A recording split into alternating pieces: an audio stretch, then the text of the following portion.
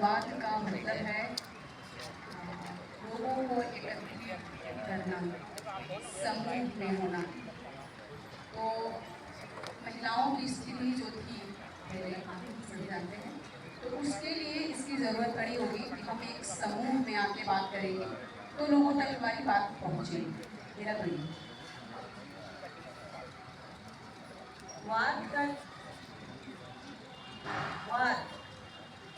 वाद को अगर आप लौकिक रूप से बात इसका एक अर्थ ये बारे जनवाद, जनता के बारे में, स्त्रीवाद, स्त्री के विषय, स्त्रियों के बारे में बात करना क्यों आवश्यकता है? स्त्रियों के बारे में बात करने की शुरुआत, स्त्रियों के बारे में बात करना, अधिकारों की आवाज आ रही है आपको? कम आ रही है। उनके अधिकारों के बारे में बात करना, उनका जो स्पेस है बराबरी का, उसको रिक्लेम करने के बारे में बात करना, ये स्त्रीवाद है। आवश्यकता की बड़ी आम सी बात है कि हम जब देखते हैं, क्या आपको लगता है अपने परिवार में आपके पास उतनी ही क्षमता, उतनी ही ऊर्जा, उतना ही पावर है जितना आपके परिवार में? अच्छा ये बताइए, परिवार का मुखिया कौन होता है? पापा या माँ? बताइए, प्रश्न अच्छा है। नहीं, मेरे परिवार में जब से माँ रही मुखिया, तो इसलिए मैं इस प्रश्न का हम कह देते हैं माँ होना मुखिया, पर मुखिया वह व्यक्ति होता है जिसके पास सारे अथॉरिटी होते हैं प्रॉपर्टीज को बेचने की, यूटिलाइज करने की, इकोनॉमिकल मैटर की। माए बहुत परिवारों में लोग ये कहते हैं, और मैं बताती हूँ कि हम लोग स्त्रीवाद कहाँ आपको बेहतर देता है। हम हमेशा कहते हैं मेरे परिवार में माँ की ही चलती है, पर माँ के किन मामलों में चलती है? माँ की चलती है कि बच्चे जो है यह खाना खाएंगे, ये कपड़े पहनेंगे, पर परिवार का मेन आचार व्यवहार विचार कैसा होगा वो माँ ही डिसाइड करती है। चार लोगों से, चार दूसरे लोगों से संबंध कैसे होंगे माँ नहीं डिसाइड करती है। लोकाचार कैसा होगा, पारिवारिक लोकाचार भले ही डिसाइड कर देगा, सामाजिक लोकाचार माँ नहीं डिसाइड करती है। उसके साथ साथ आर्थिक मामले, मतलब भले ही प्रॉपर्टी माँ के नाम से है, पर माँ उठ करके किसी जाए और अपने से प्रॉपर्टी नहीं बेच सकती है, जबकि वो अथॉरिटी पिता के साथ है। और ये बात मैं अभी कह रही हूँ, उससे पहले जब आप 5 साल 10 साल 15 साल 20 साल और उससे भी पहले पीछे जाए, तो स्त्रियों का अधिकार, स्त्रियों का किचन भले ही उनका था, पर किचन में खाना कब खाएंगे इस पर उनका अधिकार नहीं था। पहला निवाला घर की औरतें उसको बना रही होती है, उसको चखने का हक नहीं था। अगर जो औरतें उसको चखती थी, कहा जाता था कैसी सुरक्षित औरत है, वह खाना बना के पहले खा लेती, बाकी घर के मर्द और बच्चे भूखे रह जाते हैं। आपको पता है भारतीय औरतों में आयरन की सीवियर डिफिशियंसी है। क्यों? क्योंकि वो कभी भी न्यूट्रिशन, पूरा पोषक संतुलित आहार नहीं खाते, हमेशा लगभग बाहर का बचा हुआ खाना खाते। जब हम स्त्रियों की स्थिति बराबर मनुष्य की तब स्त्री भी मनुष्य जैसे विषयों की जरूरत पड़ती है। दलितवाद की जरूरत क्यों पड़ी? क्योंकि दलितों को बराबर मनुष्य का दर्जा नहीं दिया जाता था। तो जिन्हें बराबर मनुष्य का दर्जा नहीं है, उन्हें बराबर मनुष्य बनाने तक उनके आधिकारिक जगह तक पहुँचाने के लिए, और उनके आधिकारिक जगह तक उनको पहुँचने के लिए, उन्हें एनेबल करने के लिए एक जो वैचारिक की आवश्यकता होती है, उसको बात कहा जाता है, स्त्री को एनेबल करने के लिए बात की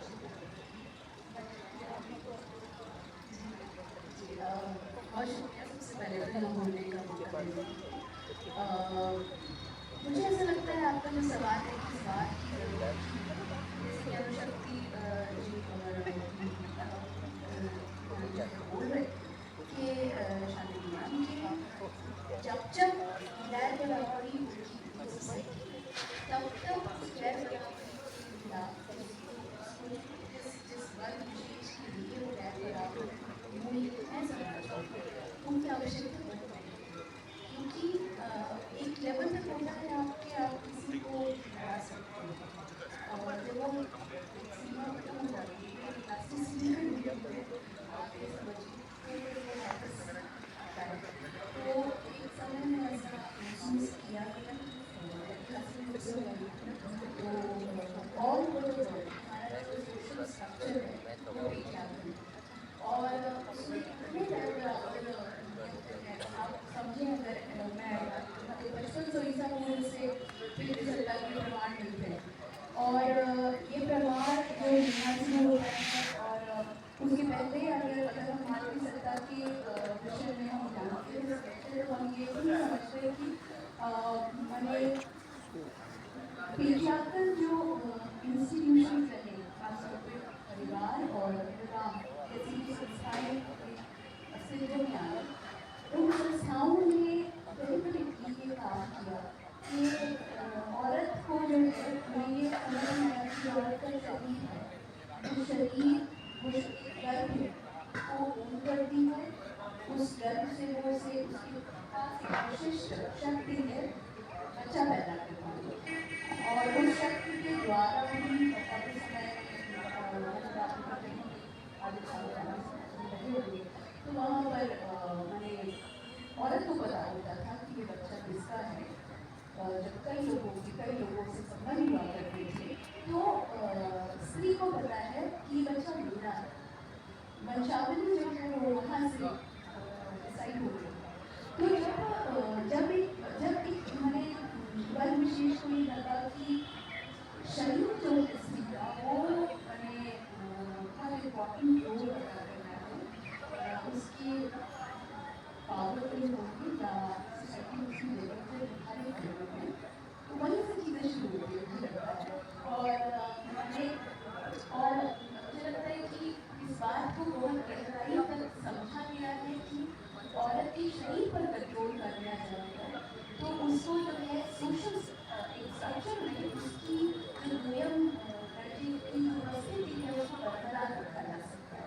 और इस चीज़ को समझते जानते लगातार आप देखेंगे, अभी भी आप देखिए कि मतलब बच्चियों को बाहर भी पहले दिया जाता है 6 साढ़े 6 बजे की बात क्यों, क्योंकि तुम्हारा कोई फिजिकल असॉल्ट हो जाएगा, सेक्सुअल असॉल्ट हो जाएगा तुम्हारे। हम क्यों नहीं अपने बच्चों को फ्री करते हैं कि जो उस पर्टिकुलर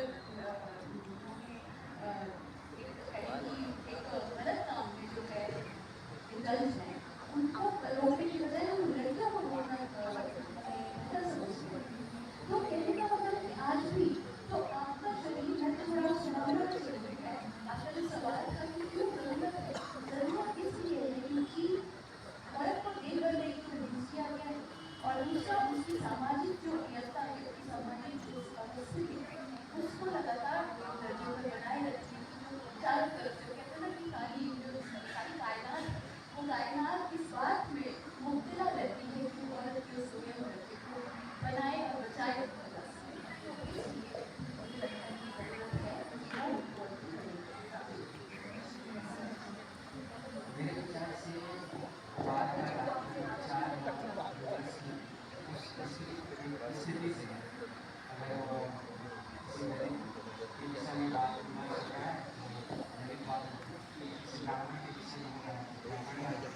इसी तरह किसी दिशा में जो बात और विचार की जो स्थिति है, विमर्श की जो स्थिति है वो स्त्रीवाद जैसे शब्द को जन्म देती है।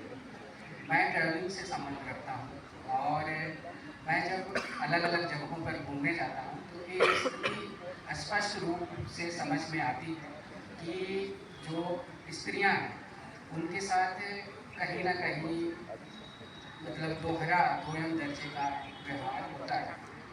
अगर घूमने को लेकर बहुत सारी लड़कियाँ हैं जो मुझसे सवाल करती हैं कि क्या इस तरह से हम भी कैंपिंग कर सकते हैं, इस तरह से हम भी ट्रैक कर सकते हैं, तो मुझे कई बार समझ में नहीं आता कि उनको क्या जवाब देना चाहिए। क्योंकि एक पुरुष के लिए, एक लड़के के लिए घूमने की चुनौती होती है तो सिर्फ घूमने की चुनौती होती है, लेकिन एक लड़की के लिए, एक स्त्री के लिए घूमने की चुनौती के साथ साथ एक और चुनौती होती है वो है उसकी सुरक्षा की।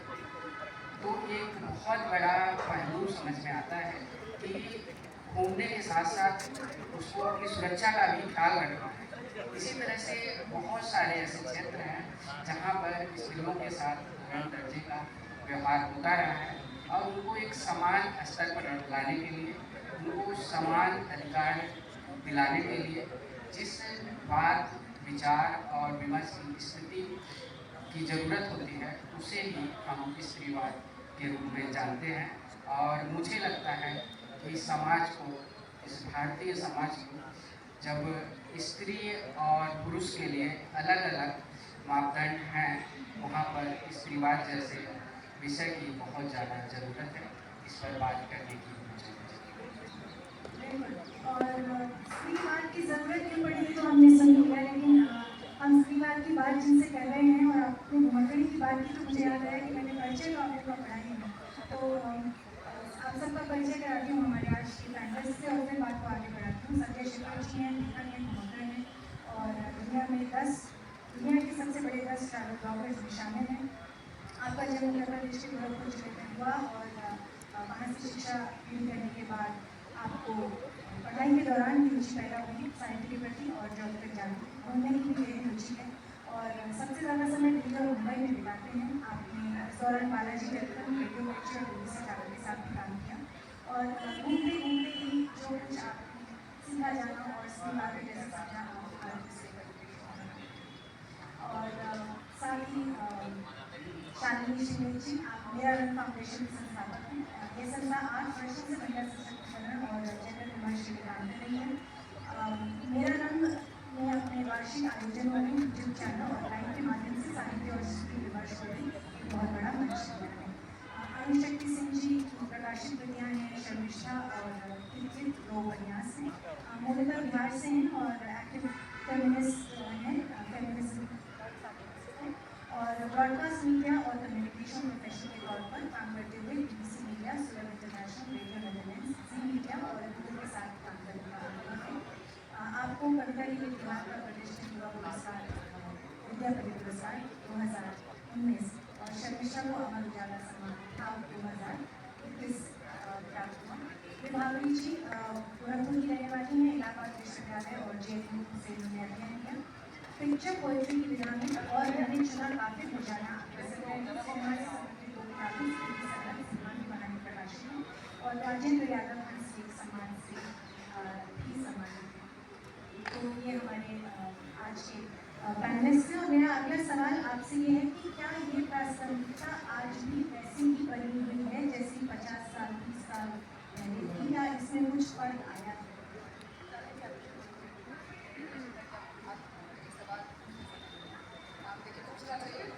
जी मेरा नाम लेके पूछ रहे थे, शालिनी जी आपसे शुरू करती हूँ। क्या ये प्रासंगिकता अभी बनी हुई है? क्या ये गोयल लड़का अभी बना हुआ है? क्या ये जो 50 साल पहले उसकी हमें से दायरा उसका रसोई था तो क्या ये बात आज भी उतनी सच है? दरअसल मैं जो देख पा रही हूँ बदलाव बनी हुई है, लेकिन स्त्रियाँ उसे तोड़ने की पूरी कोशिश कर रही हैं, है ना। कि किसी के घर में आज अनुशक्ति और विभावरी हमारे साथ बैठी हैं, ये लोग अच्छा जवाब देंगे क्योंकि ये लोग किताब भी लिखी हैं और मैं तो जो ग्राउंड पे देखी हूँ वही बात करूँगी। तो मेरे घरों में भी अब परिस्थितियाँ बदल चुकी हैं। तो प्रासंगिक तो एकदम उसी तरह हूबहू नहीं करेंगे कि 50 साल पहले जो चीज़ें थी वो वही आज भी हैं। बहुत सारी चीज़ें बदल गई हैं। विषय उस तरह का है कि दबाया जा रहा है, लेकिन बहुत सारी चीज़ें बदल गई हैं। अब महिलाएं कहाँ सुन रही हैं, महिलाओं में बदलाव आ गया है, महिलाएं पढ़ रही हैं, लोगों से मिल रही हैं। अब जैसा कि संजय सिपट कह रहे हैं कि महिलाएं मिलती हैं तो किस तरह का सवाल करती हैं। हम लोगों से महिलाएं मिलती हैं तो सवाल पूछती हैं क्या ऐसा कर सकते हैं। अब जैसे अनुशक्ति ने कहा ना कि किचन में खाना पहले जो है महिलाएं नहीं खाती, पुरुष को खाना खिलाया जाता है। तो उन्होंने एक और बात कही कि विटामिन डी की कमी हो जाती है, तो वो रहा है बचपन से। बच्चों को जब परवरिश करते हैं तो बेटा अगर है तो उनको दूध पिलाया जाएगा, बेटी है तो उसकी आवश्यकता नहीं समझी जाती है। बेटा है तो इंग्लिश मीडियम के स्कूल में पढ़ेगा, बेटी है तो हिंदी मीडियम के स्कूल में पढ़ेगी। तो ये उतनी तो नहीं रह गई है, लेकिन वो विषय बना हुआ आज भी है, बस कम हुआ है विषय बना हुआ। समय बदलता है लेकिन और साथ साथ हमारे संघर्ष, हमारी समस्याएं बदलती जाती हैं। मैं ये नहीं कहूँगी कि इस विवाद मतलब ये नहीं कहूँगी कि इसकी समस्याएं खत्म हो गई हैं। मैं ये कहूँगी कि समस्याओं का रूप बदल गया है। मतलब पहले जो घर के अंदर कन्फाइंड थी उनको पहली लड़ाई हुई कि वे अपना दायरा बनाए, किचन से बाहर आए, एक परिवार में एक स्थिति ला। तो अभी भी बहुत जगह तो नहीं, लेकिन कुछ जगहों पर परिस्थितियाँ बदली हैं। पर वही लड़कियाँ जब बाहर निकली, क्योंकि समाज की लड़कियों की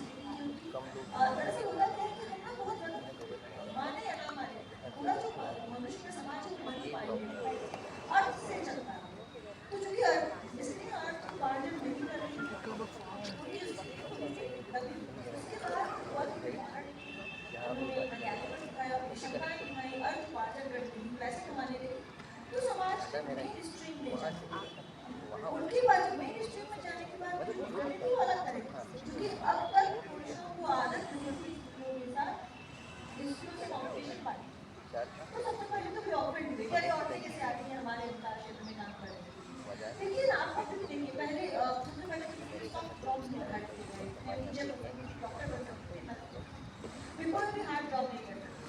तो स्कूल के पास एक चुनौती ये हो गई कि वे बाकी क्षेत्रों पर भी बराबरी का पाए हुए वे दिखाएं कि वे कहीं किसी से कमजोर नहीं थे, कि वे जो हार्ड एरिया और उसके साथ साथ एक दिक्कत जो बाहर आने की स्त्रियों को मतलब ऑब्जेक्टिफिकेशन अभी तक घर में ही इंक्लूडेड था कि घर के ही पुरुष अब तक जितने खराब और खड़ूस थे वे बाहर के पुरुष भी अब दैत्याकार नजर आते हैं। ऐसा नहीं कि सारे के सारे दैत्य ही होते हैं, यार नहीं, बहुत ही अच्छे और नाइस पुरुष भी हैं। जैसे कि मैं जानती हूँ हमारा संजय कहीं अगर होगा किसी फील्ड में होगा अच्छे सपोर्ट के रूप में ही होगा, पर सारे पुरुष संजय नहीं होते और सारे पुरुष भी होते। तो एक जो सिनेरियो जैसे जैसे आप बाहर जाएंगे आप देखिए ना कि बहुत अच्छी चीज़ बहुत अच्छी लगता है। जब तक मैं अंडे में थी मेरा इतना सा था संसार, जब मैं बड़ी हो मेरा इतना बड़ा था संसार, और जब मैं आसमान में उड़ने लग जाती हूँ तो अलग जब अंडे खतरा केवल कौवे से होता है, छोटी चिड़िया को खतरा आसपास के छोटे जीवों से लड़कियों से सबसे और सारी चीज़ों से होता है। और जब चिड़िया आसमान में उड़ने लग जाती है उसके खतरे भी बड़े हो जाते हैं। तो इसको आप और चिड़िया नहीं है पर इसको आप मेटाफोरिक तौर पे लीजिए, क्योंकि हम जैसे जब तक बराबरी का अधिकार बराबरी नहीं होगी तब तक खतरे जो है हर तरह से कहीं ना कहीं किसी न किसी रूप में उपस्थित होंगे। हम इसको ऐसे नहीं देख सकते हैं कि अच्छा आज चीज़ें बदल गई हैं, यानी इसके विमर्श की आवश्यकता उस दिन तक पड़ेगी जब तक सच में वास्तविक रूप में स्त्री और पुरुष दोनों हर मानदंड पे बराबर हों। आदेश बोलना चाहिए इसमें? बिल्कुल, अनुशक्ति की बात से पूरी तरह सहमति रखते हो कि ये दरअसल ये संरचनागत बदलाव की बात है, और जब तक और ऑल ओवर द वर्ल्ड, ये सिर्फ हमारे मतलब देश और समाज की बात नहीं, ये पूरी दुनिया की बात है। और जब तक वो संरचना में बदलाव नहीं आएगा, जैसे आप कह रहे थे कि वो बराबरी का जब तक हक नहीं मिलेगा तब तक ये जो ज़रूरत है वो बनी रहेगी। बदलाव जो आया है उस लिहाज से मैं ज़रूर कह सकती हूँ कि औरतों ने लंबा संघर्ष करके बहुत सारे अपने अधिकार जो है वो रीटेक किए हैं, उसको जो है फिर से पाया है। हाँ, और मुझे लगता है कि चीज़ों को जो है इस तरीके से अगर हम देखें कि माने क्या अभी जैसे अनुशक्ति कह रही थी, मुझे वो बहुत अच्छी बात है कि अच्छी बात लगी कि जैसे जैसे संघर्ष के तक जो दायरा है बढ़ेगा, जो चैलेंजेस हैं उनकी शक्ल बदलेगी, लेकिन वो तब तक बनी रहेंगी जब तक ये पूरी तरह से बराबरी नहीं आ जाती। तो ये इम्पॉर्टेंट बात है। अभी भी देखिए हम मतलब मैरिटल रेट पे बात कर रहे हैं, अब ईरान में देखिए जो चल रहा है, अफगानिस्तान में देखिए, मतलब ये एक मैंने औरतों को सामान्य जो एक मनुष्य माने जाने का जो बात है वो भी हम मतलब एक नागरिक तो छोड़ दीजिए, आप एक मनुष्य के बतौर भी उसे देख पाने की जो सलाहियत है, आप एक सोसाइटी में ना तो खुद रखते हैं ना अपनी जो आने वाली जो ऑफस्प्रिंग्स हैं उनको आप देते हैं। तो मुझे लगता है कि ये इम्पोर्टेंट बात है कि जब तक मैंने वो बराबरी का आना ज़रूरी है तब तक वो चीज़ें स्थापित बना है। और आपके दृष्टिकोण से बदलाव हुआ है कि स्पष्ट रूप से कह पाना तो बहुत ही मुश्किल है, लेकिन एक बात जरूर है कि स्त्रियों ने अपनी जगह बनाई है और एक स्पेस क्रिएट किया है, और जहाँ भी मौका मिला है वहाँ, जैसा कि अनुशक्ति जी ने अभी कहा कि जो भी फिजिकल स्ट्रेंथ वाला काम होता है वहाँ पर ये होता है कि ज़्यादातर पुरुष ही आगे रहते हैं, लेकिन जहाँ पर मौका मिला है वहाँ पर स्त्रियों ने फिजिकल स्ट्रेंथ के साथ साथ मेंटल स्ट्रेंथ से भी आगे आई हैं और काम किया है, जो एक बदलाव की ओर संकेत देता है। एवरेस्ट जो सबसे ऊंची चोटी है दुनिया की, आपको जानकर हैरत होगी कि उसको एवरेस्ट चढ़ने का जो रेशियो है वो 60 और 40 का है, मतलब 60% औरतों ने एवरेस्ट को क्लेम किया है। तो अगर फिजिकल स्ट्रेंथ में स्त्री कम भी है, तब भी जो उसकी मेंटल स्ट्रेंथ है वो बहुत ही ज़्यादा है। और मैं पहाड़ी राज्यों की बात करूं, उत्तराखंड, हिमाचल, तो वहाँ पर जब मैं ग्राउंड पर जाकर देखता हूँ, घूमते हुए कई बार हमारा सरोकार होता है वहाँ की समाज से, संस्कृति से, लोगों से, तो मैं पाता हूँ कि Uttarakhand, Himachal, even north east में भी गरीबी तो दिखाई देती है, लेकिन अभाव नहीं दिखाई देता है। वो अभाव इसलिए नहीं है क्योंकि वहाँ की स्त्रियाँ काम करती हैं। तो जहाँ पर स्त्रियाँ काम कर रही हैं वहाँ पर एक सकारात्मक बदलाव देखने को मिल रहा है, और आगे भी इस तरह के बदलाव देखने को मिलते रहेंगे। वह ज़रूरत है उनको थोड़ा सा स्पेस देने की, उनकी जगहों को सुरक्षित करें। तो हम ये मानते हैं कि बदलाव आए हैं और स्त्रियाँ आगे आई हैं, एजुकेशन में आगे आई हैं, अपने अधिकारों को रिक्लेम करने में आगे आई हैं। और अगर इतना लंबा सफर इतने वर्षों में इतनी decades में तय किया गया है, तो आज अगर हम पूछें कि क्या समस्याएं हैं जो जिन्हें स्त्रीवाद एड्रेस करना अभी भी ज़रूरत है, जिन्हें एड्रेस करने की, जिन्हें प्रकाश में लाने की ज़रूरत है, वो क्या ऐसी चैलेंजेस हैं जिन पे अभी भी काम करने की ज़रूरत है? कीजिए आपसे शुरू। अभी संजय जी की बात सुनते हुए जो मेरे दिमाग में आ रहा था कि औरतें काम करती हैं, लेकिन औरतों के काम का जो मूल्य है, अभी अनुशक्ति भी बात कर रहे थे कि हम काम करते हैं घर में, लेकिन वो अनपेड लेबर है, उसका जो है कोई मॉनेटरी टर्म्स में हमें वापसी नहीं मिलती। और चूंकि वो वापसी नहीं मिलती तो एक ना तो परिवार के भीतर, ना हमारे समाज के भीतर हम अपनी वो जो स्थिति होनी चाहिए उसको क्लेम नहीं कर पाते, क्योंकि 24/7 काम करने के बावजूद, और जो महिलाएं, जिन्हें हम वर्किंग महिलाएं, सिंगल बड़े गाँव में बोल रही हूँ, कहते हैं जिन्हें, वो घर के भीतर और घर के बाहर दोनों जगह काम कर रही है। हाँ, और इसके बाद भी उनका जो पैसा है उस पर उनका अधिकार नहीं है, उसे खर्चने का उन्हें अधिकार नहीं है, और घर के भीतर जो लेबर कर रहे हैं उसका तो कोई पुरुष और स्त्री अगर दोनों काम करके आ रहे हैं तो पुरुष नहीं जाएगा किचन में, टीवी ऑन करके बैठेगा, औरत जाएगी चाय बना करके। तो जो काम वो कर रहे हैं सब, मुझे लगता है कि जो आर्थिक जो इस पूरे फेमिनिज्म का एस्पेक्ट है ना, वो बहुत इम्पोर्टेंट है, क्योंकि हम एक कैपिटलिस्ट सोसाइटी में है।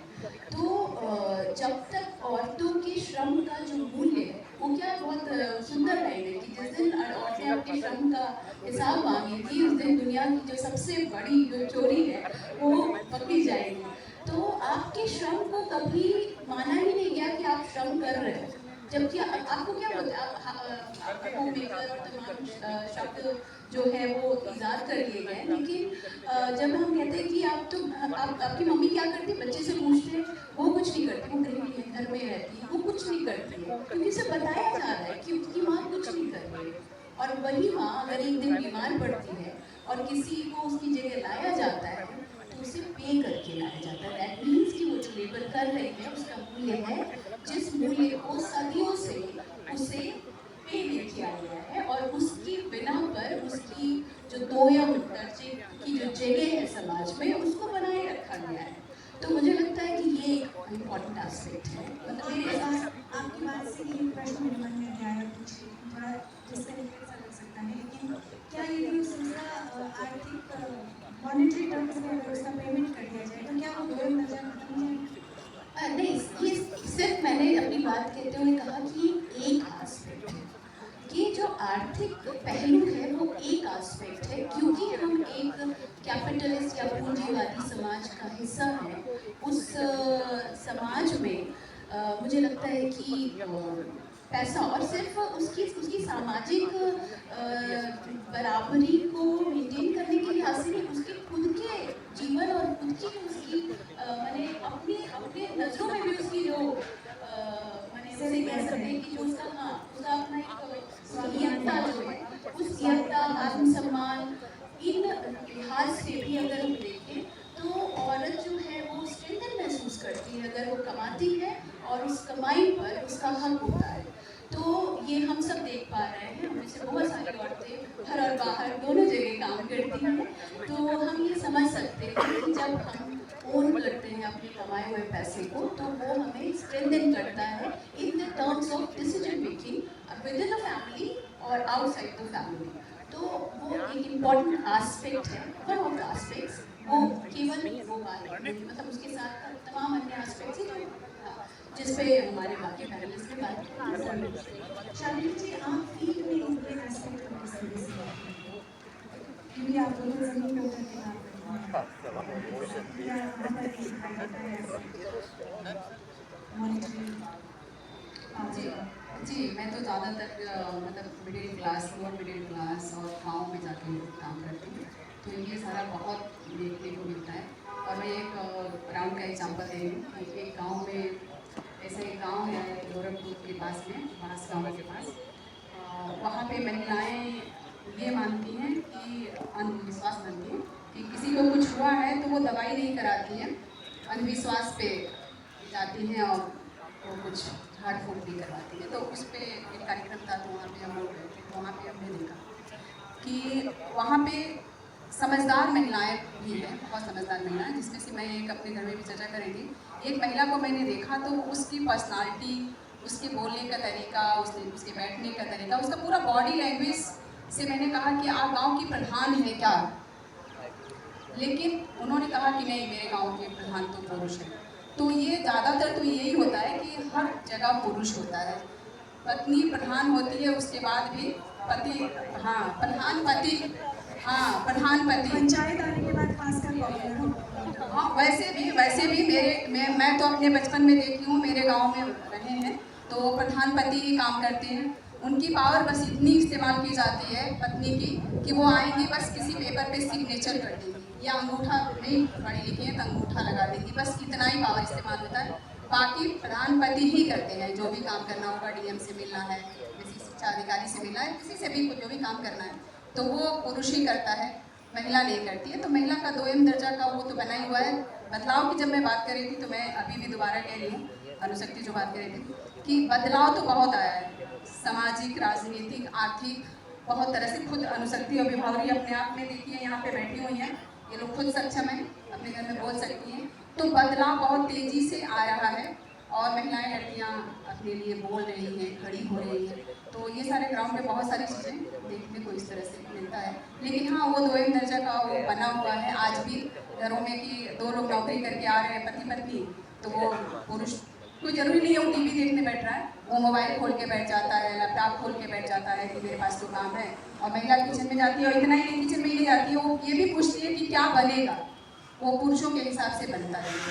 तो ये चीज़ तो महिलाओं का दृष्टिकोण तो पता चल गया, लेकिन आपके दृष्टिकोण से क्या आप पुरुष वर्ग भी ऐसा देखता है कि आज भी हमारे यहाँ महिलाओं का दर्जा दोयम ही है, या आप देखते हैं कि महिलाएं आगे हैं आगे, और आज उनके चैलेंजेस वो नहीं है जो किसी ज़माने में हुआ करते थे कि उसको अधिकार नहीं है, डिसीजन लेने का अधिकार नहीं है, पैसे पे अधिकार नहीं है, बच्चों को खिलाने पिलाने और उड़ाने पहनाने के अतिरिक्त उसका अधिकार नहीं है? क्या आज भी ऐसी स्थितियों को ऐसे देखते हैं? बिल्कुल बदलाव तो हो रहा है, और सबसे सकारात्मक बात यही है कि एक अच्छी स्थिति समझ में आती है, एक अच्छी स्थिति बनी हुई है। स्त्रियों ने हर स्तर पर एक चुनौती की तरह लिया है अपनी स्थिति को, और वो बहुत ही मजबूती से पेश भी आई है। लेकिन मुझे अभी भी ये लगता है कि जो इकोनॉमिकल फ्रीडम एक स्त्री के लिए बहुत ही ज़्यादा ज़रूरी है। ये एक स्त्री को आत्मनिर्भर बनाने के साथ साथ एक स्वाभिमान के साथ, एक सम्मान के साथ जीवन जीना भी सिखाती है। तो जो आर्थिक स्तर पर जो लड़ाई है, जैसे विभावरी ने कहा, वो बहुत ही ज़रूरी है। अगर थोड़ी सी इकोनॉमिकल फ्रीडम आएगी, थोड़े से पैसे आएंगे, तो स्त्रियां जो है, जो घर से नहीं निकल पा रही हैं, जो बहुत सारा काम है करना चाहती हैं, नहीं कर पा रही हैं, तो वो कर पाएंगे। इसी तरह समाज में भी एक स्थिति बनी है, लेकिन वो है बहुत ही सीमित दायरे में। मेट्रो सिटी में बात हो जाती है, टाउन में भी थोड़ा बहुत बात हो जाता है, लेकिन गाँव में जब हम देखते हैं कमोवेश स्थिति जस की तस बनी हुई। आज भी स्त्रियों की भूमिका जब मैं अपने गांव में देखता हूँ, मैं गोरखपुर के पास गोरखपुर जिले के गांव से आता हूँ जो कि नेपाल का तराई एरिया है, तो वहाँ पर जो स्त्रियाँ हैं उनकी 70% स्त्रियों की भूमिका सिर्फ सुबह शाम खाना बनाने तक सीमित है। वो घर से बाहर नहीं निकल पाती। उनका पूरा जीवन जो है खाना बनाने, बच्चा पैदा करने और उनकी परवरिश में ही चला जाए। तो जो बदलाव हो रहे हैं, इस बदलाव के दायरे को और भी ज़्यादा बढ़ाने की ज़रूरत है, ताकि ये बदलाव की जो मुहिम है, जो मुखर आवाज़ है शहरों की, छोटे टाउन की, वो गांव, गली और दूर दराज के क्षेत्रों में भी पहुँचे। तो ये आवाज़ अभी वहाँ पहुँची नहीं है, ऐसा गाँव और कस्बों में अभी बहुत बहुत ही अनुशक्ति जी कुछ इसमें जोड़ना चाहिए। ऐड करना चाहूँगी, बहुत ही अच्छे पॉइंटर्स मेरे साथी दोस्तों ने, मतलब साथियों ने उठाए। इसमें एक पॉइंट मैं आपको ये जोड़ना चाहूँगी कि जो आर्थिक मसला है, अब लड़कियां बाहर आ रही हैं काम करने के लिए, पर क्या वेजेस सबके बराबर हैं? आप देखिए ना, बेसिक लेवल से अगर स्त्री मजदूर है तो उसको 100 रुपये 50 रुपये कम मिलता है पुरुष मजदूर, मतलब भले ही स्त्री मजदूर जो है वो 4 ईंट एक्स्ट्रा क्यों ना उठा ले। और ये जो डिफरेंस है वेजेस में, स्त्रियों के एफर्ट्स को, स्त्रियों की उपस्थिति को, उसके काम को कम मानने का, वो सिर्फ एक जगह मजदूरी वाले एस्पेक्ट में नहीं है, वो घर से शुरू होता है। घर में तुम करती हो, तुम करती ही क्या हो, तो भाई उसने अपनी बॉडी की बैंड बजा दी, किसी को कभी फर्क नहीं पड़ता। आपको पता है, आप भी जानती होंगी। एक मजेदार बात और कि अगर महिला और पुरुष दो यहाँ पे लेबर हैं तो महिला को तो पहले लिया ही नहीं जाएगा, पुरुष को ही लिया जाएगा। हाँ, अब मैं आपको चीज़ें एस्पेक्ट्स बता रही हूँ कि अपने शरीर की बैंड बजा रही थी, परिवार में उसकी कोई उपस्थिति नहीं है। अरे भाई, बहू की डेथ हो, लड़की की दामाद की डेथ हो जाती है तो घर, या लड़की की डेथ हो जाती है तो घर सोना हो जाता है। बहू की डेथ हो जाए तो अगले ही दिन अमूमन दूसरा रिश्ता, 50-55 साल के आदमी की बीवी की भी डेथ होना हो गया, दूसरा रिश्ता तैयार होने लग जाता है, जबकि लड़की की जिंदगी खत्म मान ली जाती है। आप ये देखो, ये कंडीशनिंग नहीं बदली है, it is all about conditioning. जो चीज़ें जिसमें बदलने की ज़रूरत है, क्योंकि स्त्री विमर्श का इकलौता जरिया जो है वो कंडीशनिंग, जो ईयर्स और हज़ारों साल पुरानी कंडीशनिंग है, उसको तोड़ना है। आप अब नई मजदूरी पे आए, स्त्री मजदूर को कम पैसे मिलते हैं, जबकि यहाँ पे एक एस्पेक्ट मैं कर दूँ कि जो सबसे जो खेतीहर मजदूर है भारत में, जितने किसान हैं उसमें 80 किसानों में 80% खेतीहर मजदूर है, और 80% खेतीहर मजदूरों में लगभग 60 से 70% स्त्रियाँ हैं जो वो मजदूरी का काम करती हैं। पुरुष भी वहाँ पुरुष कम है, तो खेतीहर मजदूर भी स्त्रियाँ हैं, पर उनको किसानों में नहीं गिना जाता है। स्त्री खेतीहर मजदूर, पुरुषों को किसानों में गिना जाता है, स्त्रियों को किसानों में नहीं गिना जाता है। देखिए आप कंडीशनिंग, इन सब चीज़ों को बदलने की जरूरत है। फिर आप, मैं कॉर्पोरेट्स में हूँ, मैं किसी भी अपने पुरुष साथी से कहीं भी बहुत जगह हो सकता है मैं बेहतर हूँ, क्योंकि वो व्यक्ति अलग अलग तरीके से परफॉर्म करते हैं। I am mind, that person is mind. पर जब ये व्यक्ति जब सामने बैठा, भले ही बॉस स्त्री हो या पुरुष हो, तो they would want to create a difference between the pay scale. आपको पता है दुनिया के जो दुनिया की काम करने वाली लड़कियों की सबसे बड़ी लड़ाई भी क्या है? Equal payment. चाहे दीपिका पादुकोण, रेखा चोपड़ा या BBC की इंटरनेशनल कॉरेस्पॉन्डेंट हो, वो सब की सब बात कर रही हैं इक्वल पेमेंट की, क्योंकि स्त्रियों को कहीं भी बराबर पेमेंट नहीं मिल रहा है। हर लेवल पे जो बराबरी, हर लेवल पे जो बराबरी की जो लड़ाई है ना, उस लड़ाई को हम लड़ रहे हैं, और वो सबसे बड़ी लड़ाई है यहाँ पर आते। और इस लड़ाई को उनकी स्त्रियाँ केवल देख नहीं है, वो स्त्री जो बाहर जाके काम कर रही है, she is not a body, she is a mind and she is a body, उसकी अपनी चॉइस से यूज करेगी। वो हमारे शरीर पर किसी और का हक नहीं है, हमारा हक है। बहुत एस्पेक्ट्स हैं, पता है, इस अर्थ के भी, इस उपस्थिति के भी बड़े सारे एस्पेक्ट्स हैं, और हर एस्पेक्ट को सूक्ष्म है कि उस पर बारीकी से ध्यान दे करके उसको तोड़ना, फोड़ना, मरोड़ना होगा, तभी बड़ा अच्छा रास्ता बनता है। It's all about breaking the conditioning. और मेरे पास इशारा आ चुका है, मेरे पास सवाल तो बहुत थे और ये मेरा पर्सनली बड़ा फेवरेट विषय है। एक आखिरी सवाल के साथ जल्दी क्लोज करेंगे, छोटे छोटे से जवाब इस सवाल पे, कि ये जो स्त्रीवाद है, जो आज औरत आगे आकर मुखर होकर अपनी आवाज़ उठाकर अपने हक मांगती है, तो इस पर एक बड़ा एक नेगेटिव एक्सपर्शन डाला जाता है कि मतलब स्त्रियाँ जो हैं वो जिस तरह से पुरुष की बराबरी करना चाह रही हैं, उसमें जो पीछे छोड़ रही हैं अपना घर, अपने बच्चे, संस्कार, संस्कृति, वो सारा आरोप उन पर मर दिया जाता है कि आप तो चली गई कमाने और अपना हक जताने, और आपके पीछे बच्चों का क्या हुआ, आप उन्हें भाई के भरोसे छोड़ गई या डे केयर में छोड़ गई, एक्सेट्रा एक्सेट्रा। तो तो वो भी एक नैरेटिव, पैरेलली नेगेटिव नैरेटिव चलता रहता है इसकी बात, इसी विमर्श में, कि आप खो क्या रहे हैं अपने अधिकार पाने में, आप कभी उस पर क्यों बात नहीं करते। तो इस पर दोनों पंथियों का आपका ओपिनियन। चलिए मैं ही बोलती हूँ कि ये आरोप लगा कौन रहा है, लगा कौन रहा है? वो जिन्होंने कभी ध्यान नहीं दिया, उन लोगों ने। भैया आप लोगों ने इतने सालों से खोया है, आइए चेरिश कीजिए, क्यों आप हमारे पीछे पड़े हुए हैं? हम नहीं चाहते, बहुत हो गया, बहुत कर लिया। एनीवेज, ये खोने की बात नहीं है, वो दरअसल कोई खोता नहीं है, दरअसल यह उनकी दिक्कत है कि उनकी फील्ड ऑफ जिसको उन्होंने अपना क्षेत्र माना था, वहाँ स्त्रियाँ दखल दे रही हैं। सो अब वे परिवार नामक नैतिकता का सहारा दे करके उसका कोड़ा चला करके स्त्रियों को वापस अपने घेटों में भेजना चाहते हैं। जी, ये वही बात है कि हम जो जेंडर आइडेंटिटी के तहत औरत और मर्द, स्त्री और पुरुष के जो दायरे बांट देते हैं और उन दायरों में वो मानक भी नियत कर देते हैं कि ये औरत का दायरा किचन में ही सही लगती है, घर के भीतर ही, माने पब्लिक और प्राइवेट का जो डिवाइड है, तो आप ही की जिम्मेदारी है कि आप बच्चा पैदा भी करोगे और उसकी परवरिश भी आप ही करोगे। तो मेरा ये कहना है कि जो जैविक तौर पर जब तक बच्चा या बच्चे की जो जिम्मेदारी है वो माँ जो है पैदा कर रही है, उससे बड़ा भी कर रही है, तो जब वो पैदा कर चुकी है तो उसके बाद तो जिम्मेदारी परिवार, पिता और भी लोगों की है। घर के भीतर मतलब हाउस होल्ड चोर्स पे में भी काम करने की जिम्मेदारी भी मतलब स्त्री और पुरुष दोनों की है। जब महिला बाहर निकल के काम कर रही है तो व्हाई नॉट पुरुष जो है वो घर के भीतर काम कर सकता है, लेकिन नहीं, क्योंकि हमने वो एक सोशल कॉन्स्ट्रक्ट के बतौर ये दो जो दुनियाएं हैं वो पैरेलली हमने बना के रखी है, जिसमें हम चेंज चाहते नहीं हैं। तो जब तक इन दोनों दुनियाओं में आवाजाही नहीं शुरू होगी तब तक मतलब nothing is going to change. Thank you, thank you. Shalini ji.